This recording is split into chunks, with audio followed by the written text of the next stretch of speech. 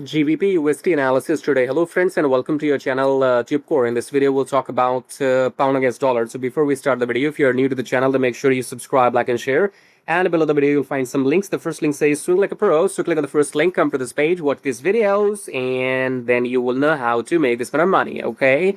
So go and join this program if you want. Second link says book consultation. If you want to talk to me, you can book consultation, check out the brokers, and in the end, join free Telegram for sure, okay? So do all of that. Coming back to the chart, starting the top-down approach with weekly time frame. Weekly, we are above the EMA bullish, and daily, we are bullish again. 4 hour, we are bullish again. What are you waiting for? Look for longs after pullback.